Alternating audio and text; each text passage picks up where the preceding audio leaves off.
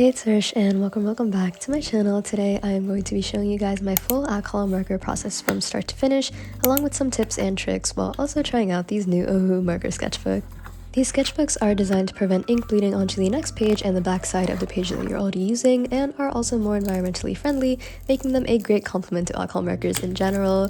Ohuhu did kindly send me both a marker pad and a sketchbook version for it, which is spiral bound, and they have 60 sheets that are 10 by 7.6 inches, and they are 150 GSM, aka 90 pounds. Before we get on to the marker process, I am going to be testing out this sketchbook and showing you guys how I tend to blend. For this video, I am going to be using alcohol markers from the 168 set, which I also do really like using their brand just because they aren't super expensive, but they also do work really well. So according to Ohuhu, the sketchbook is supposed to prevent ink bleeding through to the next page, so we are going to test that. The first color that I'm using is this light blue, and I'm going to be doing 10 layers in this small circle shape over and over again. And each time I did flip it back to see if the marker actually bled through or not, and success! There isn't any sign of any blue on the backside. Now we are going to be doing the exact same thing but with black, because darker colors do tend to bleed through easier, and yeah.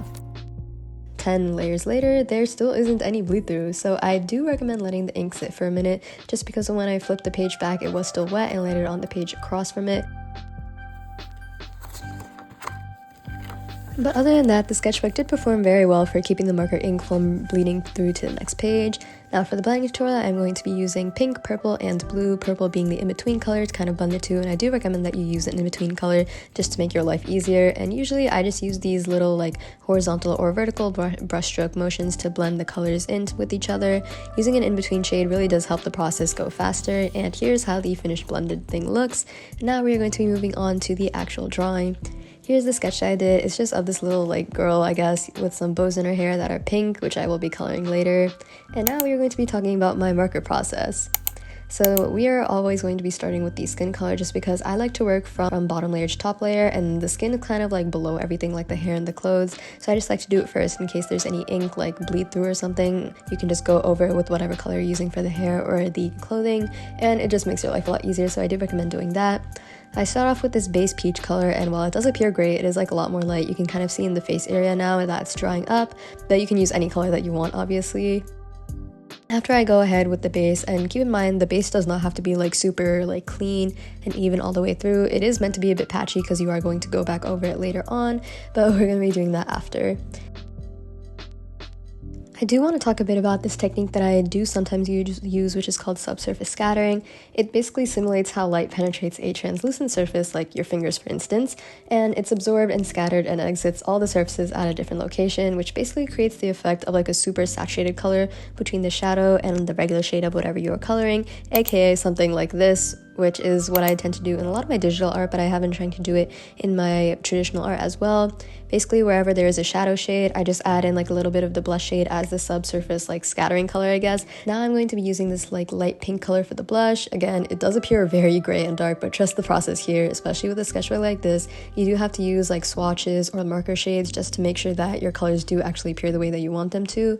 But I like adding blush to the cheeks, the lips, the fingertips, and after this I just use the marker color from before, like the peach one, to just blend everything out. And after this I do let it sit for a bit and see if the marker color does actually blend in properly, because sometimes I do need to use like a bit more blush if like it gets lost in translation, but in this case the blush did actually appear very prominent, so I didn't have to worry about that.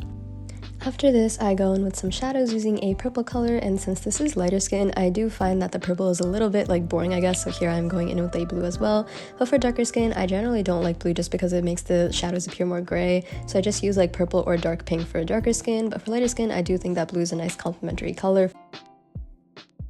Now we are moving on to hair, which is one of my favorite things to color ever. For the hair, I always start out by using a highlight color, which usually I make sure that it contrasts with the original hair color, which in this case, the original hair color is blue, or like this kind of dark lightish blue, I don't even know.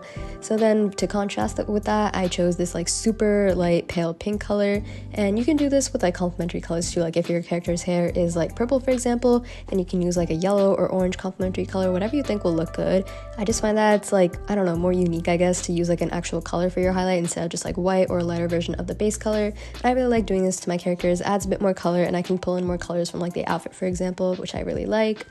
After that, I go in with using like a darker version of the original hair color right under the highlights to really accentuate them and make them appear like, I don't know, more prominent. And then I use the regular hair color to just kind of blend it out, and I do the same thing for the top half of the highlights. I do this all using soft shading, which I think I should explain. So soft shading basically appears more realistic and makes your shadows like completely blended out, which is what I use for things like the hair. But then for other parts of the hair, I do tend to use a bit of cell shading, which is a bit more cartoony and is often used by animators just because it makes your life a lot easier and it's a lot more like cartoonish, like I said before, and it's just a lot like quicker of a method. And the shadows are just added with like a darker version of the color, and they aren't blended in like at all. It's just like you see like a little patch with the shadow and it's like not blended. And I do like using a mix of both for my art just because I really like how it looks, and I feel like if you're using just cell shading, it's like a bit more, I don't know, cartoonish and like anime-esque, but I do like using soft shading as well because it adds more realism to my drawing and makes my characters come to life more. Like for example, the blending between the skin and the blush, that's soft shading. But then the absence of blending between the shadow color and the skin is basically cell shading. So I do tend to go in with like some shadow colors for the hair and just make random strands wherever I think it would look good. And now we are done with the hair and moving on to the outfit. For the outfit, I first go in with the base color similar to how I do with the skin. And then since the accessories in this drawing, like the little bows in her hair, are also the same color, I go in with that same pink color as well. And then for the clothing, I do tend to do it like differently every time because it really depends on the material. For example, if you're coloring like leather or something like plasticky, it will appear super shiny and have a lot of highlights. But in this case, since I'm coloring a hoodie, which is like a lot more like cotton or like polyester, I guess, it's like a lot more soft, so there definitely aren't like as many like highlight points, I guess. For clothing, I do tend to do a mix of cell shading and soft shading again. I usually outline the areas with cell shading and then mark out the shadows with like a dark purple in this case, and then I blend out some parts of it while leaving the edges just there because I like how it looks. It makes it a bit more realistic in my opinion, and I think it just makes it look a bit more 3D, and I really like how it looks. I also really recommend like pulling in different colors from the character's environment. Like for example, you can pull in blue here into the hoodie because the character's hair is blue, so that it will be reflected like onto the character's other things like her skin or her like clothing, like I mentioned. You can also pull the pink that the character's clothing is into her hair because the light will be reflected there as well. So I think that that's a nice way to like really pull the drawing together and like make sure that your color palette appears more cohesive, and I do really like doing that as well. So here's the finished piece. I really like how this looks, and seeing as it's my first page, I think it actually came out really well, and as you can see, there's no bleed through at all.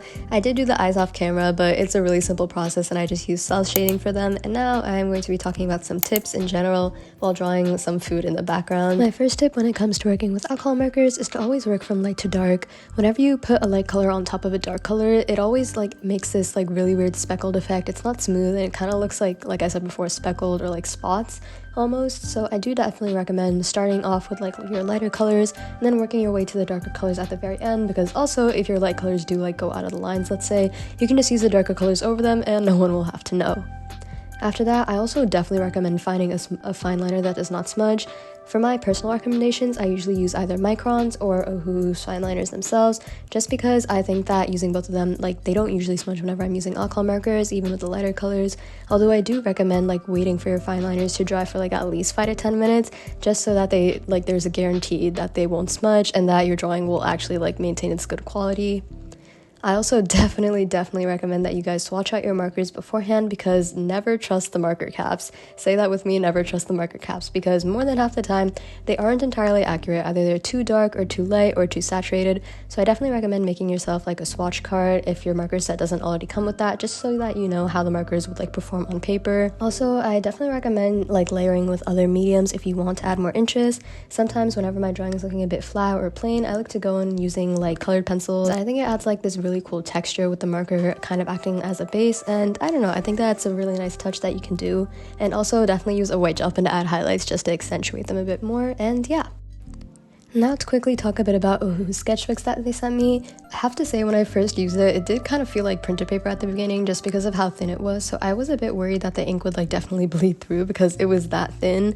It also reacted like a printer paper would when using markers, and by that I mean that the ink color, especially for like the lighter marker colors, which is like the light skin tone that I use in the blush, They appeared to be a lot more gray and like darker until it dried 5 minutes later, which made them more saturated and light. So it was a bit trippy to get used to, but I think, like I said before, if you do use like a swatch card as a reference, you'll know what your marker colors will end up looking like. So I think you can just go based off of that instead of what they look like when you initially lay them down. So Ohuhu did send me 2 sketchbooks. The first one was the glue bound, which is the one that I'm using right now. It is FSC certified and it costs $18.99 on their website, and like spiral bound sketchbook, which is a smaller one, it is also FSC certified and it is $17.99 on their website. Now, like I said before, because of how these sketchbooks are designed specifically for alcohol markers, they are designed to prevent the ink of the alcohol markers from bleeding through to the next page or the page after that, which means that we do get more for our money's worth because of the double-sided versatility. Another thing I also really like about this sketchbook is that it is environmentally friendly. They are made using sustainable materials for artists who prioritize eco-conscious choices, which I think is very nice. And overall, I think they are definitely very good for artists of all levels, whether you're a beginner or advanced. And I think that they also really helped like make the blending process easier and the layering process easier. Overall, I definitely like these sketchbooks specifically for alcohol markers. And yeah, as always, thank you guys so much for watching till the end of this video, and I hope you guys enjoyed. And thank you so much to Ohuhu for sending me your products to review. And I hope those of you who came here for the tutorial, I hope you find it helpful. And I'll see you guys next time. Bye!